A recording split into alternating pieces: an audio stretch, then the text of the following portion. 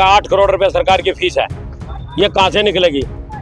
ये 8 करोड़ रुपये से ही गली नालियाँ जो बढ़ती हैं, ये 8 करोड़ जाते हैं। बुढ़ापा पेंशन, वृद्धा पेंशन सरकार से ही मिलती है। गौशाला में पैसे इसी से जाते हैं, शराब से ही जाते हैं, ना कि कोई दान में देता। इतने जगह जगह टैक्स है, नगर निगम में टैक्स है, हर जगह टैक्स है भाजी। जब ये देश चल रहा है, शराब का तो फॉर्मेलिटी है, क्योंकि इनका तो काम है।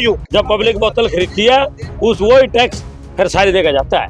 मतलब इनकम टैक्स जो देते हो, इनकम टैक्स तो मैं तो और ही खर्चे सब भारतीय सरकार के थोड़े खर्चे हैं क्या? जब मंदिर बनेगा उससे पहले उठा, जब नींव रखेंगे उससे पहले उठा लिया जाएगा। पानीपत का एक ऐसा मामला जो लगातार तूल पकड़ता जा रहा है और मामला है पानीपत के आजाद नगर का, जहां पर शराब ठेकी को लेकर विवाद थमने का नाम नहीं ले रहा है। और ऐसे में जब शराब ठेके को यहां पर खोला गया, उस दिन सबसे पहले लोगों का गुस्सा फूटा तो वो यहां पर पहुंचे और शराब ठेके का शटर नीचे गिरकर उस पर ताला जड़ दिया। इतना ही नहीं बल्कि एक वीडियो वायरल हुई जिसमें शराब ठेकेदार को दुकान से बाहर महिलाओं ने खींचा और शटर पर ताला लगा दिया और यहां पर तगड़ा बवाल हो जाता है, जिसके बाद पुलिस यहां पर पहुंचती है। लोगों का साफ तौर पर कहना था कि यहां पर किसी भी कीमत पे शराब का ठेका खुलने नहीं दिया जाएगा, लेकिन अगले दिन फिर से जब ठेका खुलता है तो लोगों का गुस्सा फूट पड़ता है।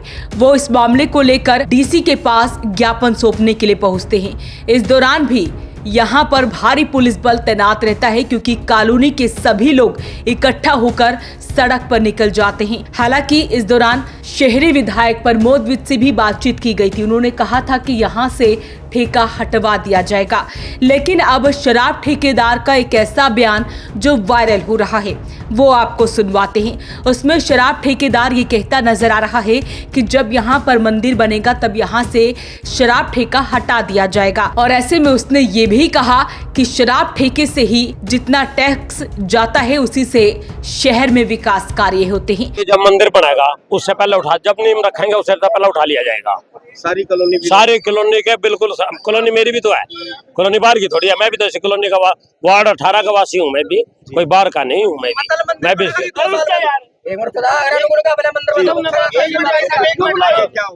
आगे क्या उठा के कहीं भी ले जाए, हम इसको उठा के ले जाएंगे। राम नारायण, हाँ उस टाइम उठा देंगे। मतलब पब्लिक से कोई खिलाफ थोड़ी है, पब्लिक के तो साथ है। पब्लिक हम उठा लेंगे, इसको मना नहीं करते। सारी कॉलोनी विरोध कर रही है यार ऐसा है, जब सरकार लोकेशन देती है या तो सरकार 1 साल पहले इनको पहले वो एक्साइज में वो दे देना चाहिए एस्टिमेट, भाई हमारी कॉलोनी में ठेका नहीं खुलेगा और ना ही पूरी कॉलोनी में शराब बिकेगी।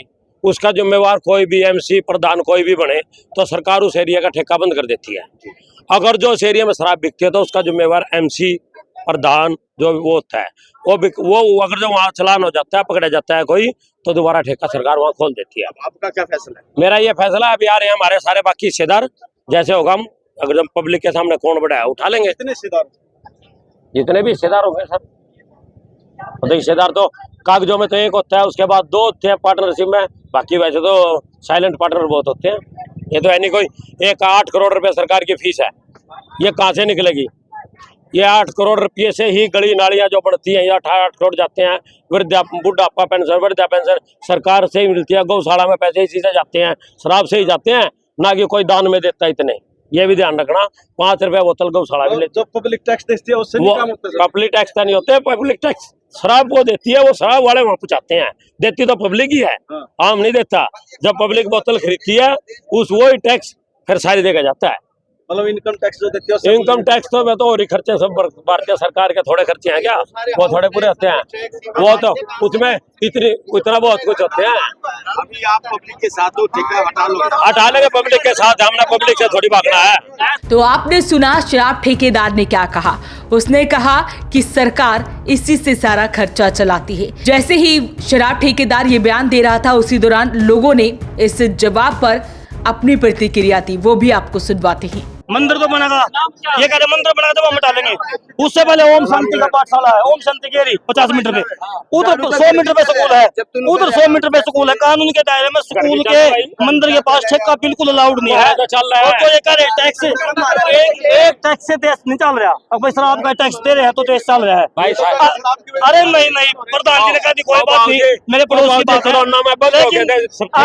और तो क्या आटे पे भी टैक्स है, जगह जगह टैक्स है, नगर निगम में टैक्स है, हर जगह टैक्स है बाबूजी। जब ये देश चल रहा है शराब का तो फॉर्मेलिटी है, क्योंकि इनका तो काम है यूँ इन्हें पेमेंट लाई है तो इसको चेंज करके कहीं और ले जाओ, हमने तो कोई इतना एतराज नहीं है, जगह चेंज कर लो। तो लोगों का कहना है कि किसी भी कीमत पर यहाँ पर ठेका खुलने नहीं दिया जाएगा, क्योंकि मंदिर अभी बनेगा, लेकिन उससे पहले यहाँ पर आसपास इलाके में स्कूल भी है।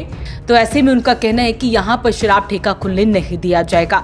आप शराब ठेकेदार के इस बयान को लेकर क्या कुछ कहते हैं, हमें कमेंट बॉक्स में जरूर लिखें और वीडियो को शेयर जरूर करें। वॉइस ऑफ पानीपत के लिए ब्यूरो रिपोर्ट।